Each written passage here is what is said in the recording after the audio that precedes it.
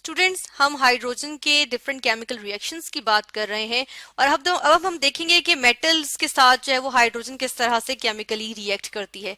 हम यहाँ पे बात कर लेते हैं अल्कली और अल्कलाइन अर्थ मेटल्स की। और अल्कली मेटल्स में से हम बात कर लेते हैं सोडियम की, ठीक है, सोडियम की। और अगर हम अल्कलाइन अर्थ मेटल्स में से कैल्शियम की बात करेंगे, ठीक है। तो हम ये देखेंगे कि हमारे पास अल्कली या अल्कलाइन अर्थ मेटल्स होती हैं, जब वो रिएक्ट करती हैं किसके साथ, वो रिएक्ट करती हैं हाइड्रोजन के साथ।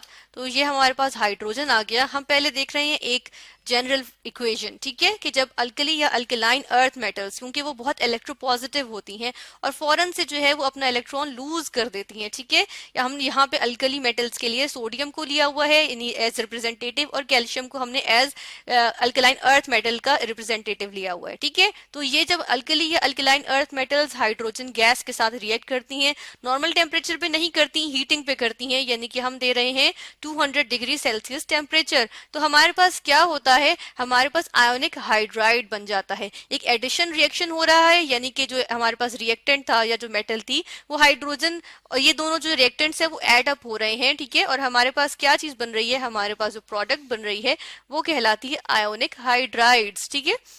हाइड्राइड्स हमारे पास जो होते हैं वो डिफरेंट टाइप्स के होते हैं। हमारे पास उसमें से एक टाइप हमारे पास आ जाती है आयोनिक हाइड्राइड्स। हाइड्राइड्स क्या होते हैं, जो हाइड्रोजन के कंपाउंड्स होते हैं उनको हम हाइड्राइड्स कहते हैं, ठीक है। हमारे पास आयोनिक हाइड्राइड्स होते हैं, कोवलेंट हाइड्राइड्स होते हैं जिसमें कोवलेंट बॉन्डिंग होती है, और हमारे पास इंटरमीडिएट हाइड्राइड्स होते हैं। इंटरमीडिएट हाइड्राइड्स में क्या होता है, उसमें थोड़ा सा आयोनिक कैरेक्टर होता है, थोड़ा सा कोवलेंट कैरेक्टर।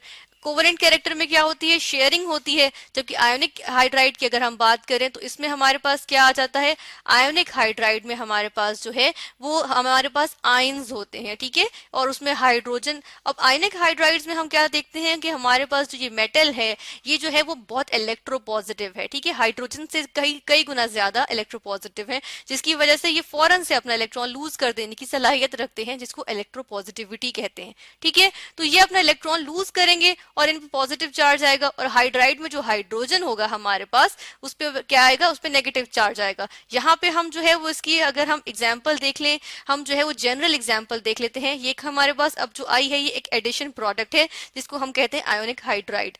जो हमारे पास आएगी प्रोडक्ट वो होगी हाइड्राइड, ये मेटल का हाइड्राइड बना, ठीक है, अल्कली या अल्कलाइन अर्थ मेटल का। इसमें हम ये देख रहे हैं, हमने कहा मेटल जो है वो हाईली इलेक्ट्रोपॉजिटिव होगी, मेटल पे क्या आया, पॉजिटिव चार्ज आया, और हाइड्राइड पे अब क्या आएगा, नेगेटिव चार्ज, ठीक है। तो इसमें जो हाइड्रोजन होता है उस पे नेगेटिव वैलेंसी आती है या नेगेटिव चार्ज आता है, ठीक है। अब हम इसकी एग्जांपल देख लेते हैं। हम यहाँ पे बात कर लेते हैं सोडियम की। हम सोडियम की मिसाल ले लेते हैं। यहाँ पे हम सोडियम का रिएक्शन देखते हैं कि सोडियम हमने ली, हमारे पास ये सोडियम का मेटल था, ठीक है, और इसने क्या किया, इसने जो है वो हाइड्रोजन के साथ इसने जो है वो रिएक्शन शो किया। ये इसका हाइड्रोजन के साथ रिएक्शन आया और ये क्या चीज बना लेगी, ये बना लेगा आयोनिक हाइड्राइड। और आयोनिक हाइड्राइड अगर सोडियम का होगा तो क्या आएगा हमारे पास, सोडियम हाइड्राइड, ठीक है, और ये सॉलिड फॉर्म में हमारे पास होगा, ठीक है। अब ये जो सोडियम हाइड्राइड बना है, हमने कहा ये आयोनिक है। हम इसके जो है वो देखते हैं, हमने कहा सोडियम इलेक्ट्रोपॉजिटिव होता है, हाईली इलेक्ट्रोपॉजिटिव, और हाइड्राइड के एज पे यानी कि हाइड्रोजन पे नेगेटिव चार्ज आ गया, ठीक है। तो ये हमारे पास क्या आ गया, सोडियम हाइड्राइड। अब इस इक्वेशन को हम साथ के साथ बैलेंस भी कर लेते हैं कि हमारे पास यहाँ पे 2 आएगा और ये 2 आएगा, तो अब ये इक्वेशन फाइनली बैलेंस्ड है, ठीक है। फिर हम देख लेते हैं, एक और रिएक्शन देख लेते हैं कि हम कैल्शियम की अब बात कर लेते हैं। हम देखते हैं कैल्शियम के साथ अगर रिएक्शन शो हो करेगा ये तो किस तरह से शो करेगा।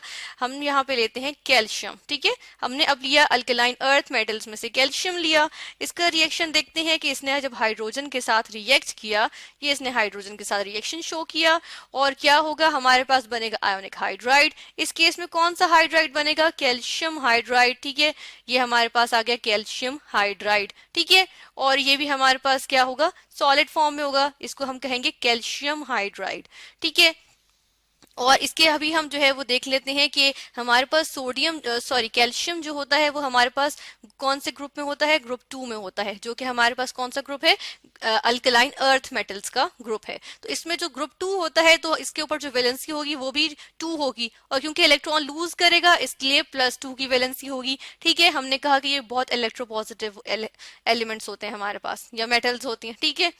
और हाइड्रोजन जो है वो -1 की शो करती है, तो यहाँ पर भी इसने -1 की शो की। ठीक है, इसने यहाँ पे -1 की शो की, ऊपर भी अगर हम देखें तो ये -1 थी। ठीक है, और ये जो थी वो +1 थी।